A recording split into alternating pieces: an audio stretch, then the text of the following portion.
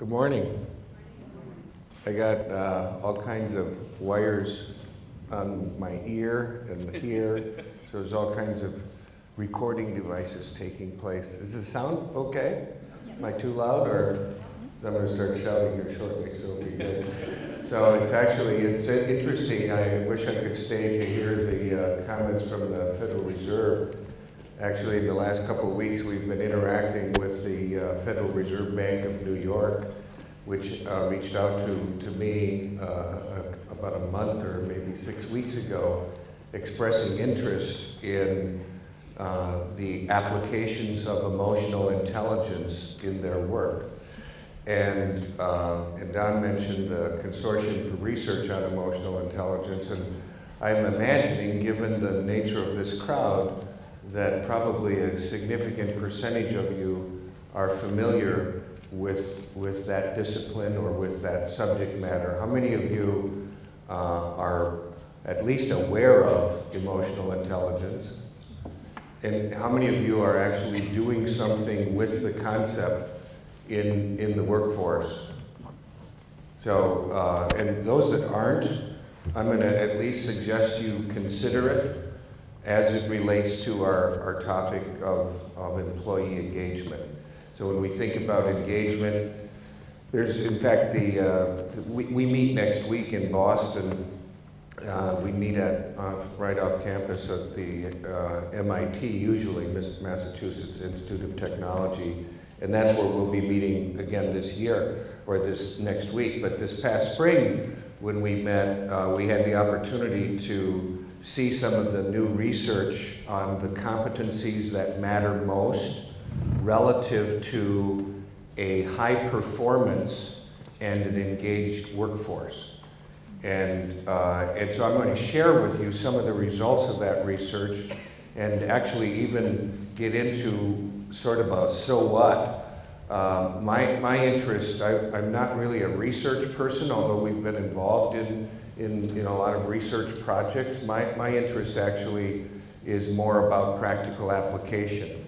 And so our role in the consortium is to take their research and actually give people real ways to integrate it into what they do every day to improve performance.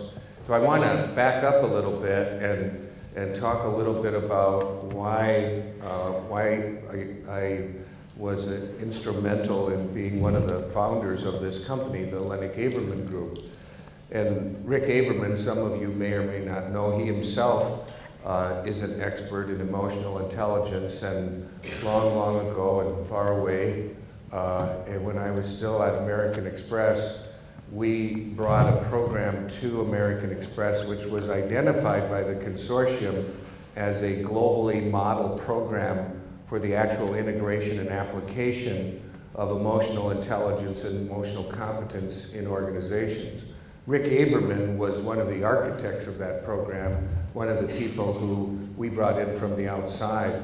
I had long been interested in the topic, and when I became the head of the field force at the time in 1988, my fascination with it was always related to workforce performance, and ultimately I felt beyond workforce performance it would have a lot to do with a value proposition to the end user of the services. And so I had this term that I was using called emotional competence. Well, the term emotional intelligence was actually not coined until 1990. Salovey and Mayer, for those who care about the history of it, were credited with coining the term, and then Dan Goleman is the guy that popularized it with his blockbuster book, Emotional Intelligence. And then our work was actually featured in his sequel book, which was called Working with Emotional Intelligence. And there's a book that was put together a few years ago by Reuven Bar-On and others. Reuven is the developer of the instrument, the EQI, and that book is called Educating People to be Emotionally Intelligent, and I am one of the contributing authors. So each of the chapters was written by a so-called expert. Now, my expertise is actually practical application. I'm not a research person, so I will share with you the results of research that I've been involved in and have observed, but not research that I personally conduct. So I'm not a trained expert in research. So my expertise is practical application. But I've always been interested my whole life in, and you know, Don was talking about heroes, and he was talking about his stepdad not missing work, and I was commenting at our table that reminded me of my grandfather, who was an immigrant here to the United States, came here from Odessa, had been a German, was born in Germany, and then lived in Odessa for a period of time, and ultimately came here to this country. Couldn't speak English, worked for the railroad for 35 years, never missed a day of work. And then my dad went to school, I went to the same school in Hebron, North Dakota, another North Dakotan at my table. And he never missed a day of school. I missed one day. And I don't even remember why, but I missed one day. And so you have these people in our lives that influence us, and those influences began to help me think of different questions I really would like to have answers to. And so what stimulated me, what inspired the creation of our firm, was two questions. Or I guess were two questions. One is, why do people do what they do? So you know, why do some people never miss a day of work, and some people never show up on time, and other people get out of work whenever they possibly can? And why is it that the people who can ultimately afford not to work don't want to quit, and the people who don't want to, who would like to not work, can never afford not to? Why is that? How many of you have wondered questions like that? It's like, that doesn't make, it's not fair. Why is it that, because I love working, but a lot of people don't like working, and unfortunately, a lot of the people that don't like to work can't afford not to work. You know, I can afford not to work, but I'm not going to quit. So why is that? So why do people do what they do? And then the second question is it possible that one could really be who they would ideally like to be more frequently? Is it possible that one could really be who they would ideally like to be more frequently in every dimension of their lives? And what do you think the answer to that second question is? Yes or no? Yes, which actually implies a couple of things. Number one, it implies that I'm actually not my ideal self all the time now.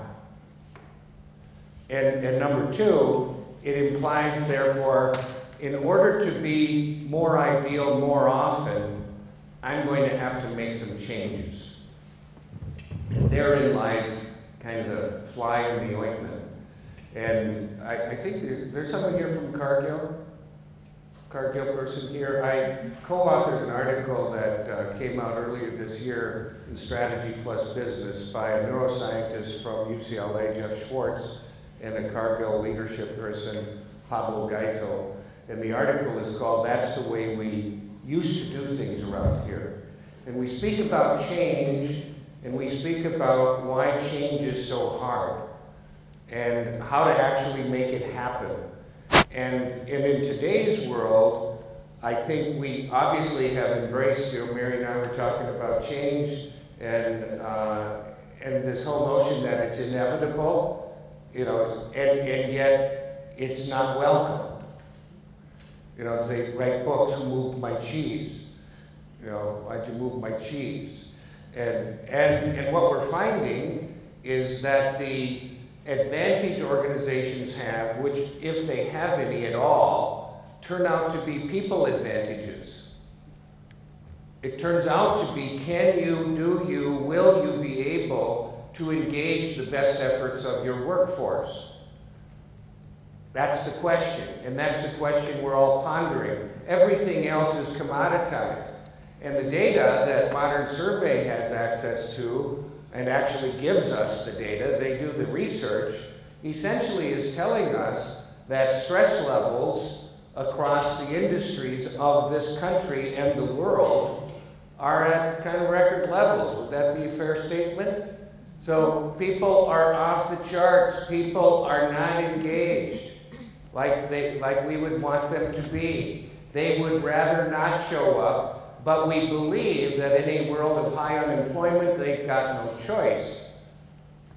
So we think as long as we're willing to employ you, you will do what we tell you to do, when we tell you to do it, as long as we want you to do it, and we will let you know when we don't want you anymore. Until then, you're in. Now that, I've discovered, is less engaging than one would think. So one would think that's not so engaging. So in order to answer the first question, why do people do what they do, what we've done is we've integrated real-life leadership experience, real people who have led real people, and leadership is really about people. Management is really about things. Leaders and managers are not synonymous, and I know all of you know that. But we take real-life leadership experience. We study human behavior, or psychology. Aberman is a psychologist, and psychology is the study of the mind. And then we integrate in neuroscience, which is the study of the brain. So three things kind of jarbled together, and out of that we try to come up with practical solutions to help individuals like yourself make a decision to be the best you can be, and help you manage yourself in a way that helps you engage the best efforts of the people that you work with, because that's what we're trying to do. Ryan Goulart, who's here with me, one of my colleagues, is a neuroscience major from Stony Hill College in the Boston area of Massachusetts. So we have on staff, and he does every day, just gathers data, research, interesting information about the question, why are people doing what they are doing? So neuroscience, the study of the brain, psychology, the study of the mind. Just to be clear, the brain and the mind aren't the same thing. So if we could think of it this way, think of the brain as a musical instrument and think of the mind as the musician. Now what's interesting about the physical instrument, the brain, is that it can be changed, it is malleable, it is more plastic than we thought. And as one learns to play it increasingly well with the mind, we can physically improve the brain. That's called neuroplasticity. When it's done on purpose, it's called self-directed neuroplasticity. But here's the truth about each and every one of us. Most of what you do because you did. Most of what you do because you did. And when your mind announces to yourself, or even when you get a memo from a senior executive that says, we're going to make a change, even when it's a really big font message, so you got big font, 6 clear bullet points, we've announced a change, and these are 6 clear things we now want you to do that you weren't doing yesterday. How many of you have either written the memo, read the memo, okay? So even when someone senior to you says, you're going to change, it's not always welcome. Even if your significant other says, you know, it's time for you to make a change. And how many of you, by the way, are pretty good at seeing what other people need to do differently in order to be more ideal? Like we got that. It's like I can see what they need to do differently to be more ideal.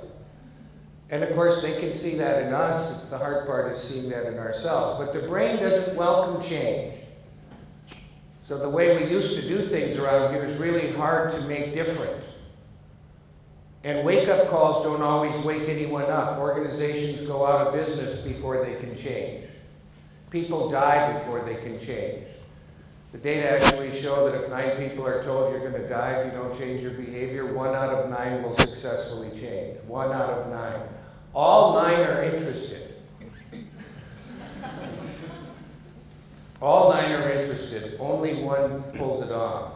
So we're going to talk about why that is and how that happens.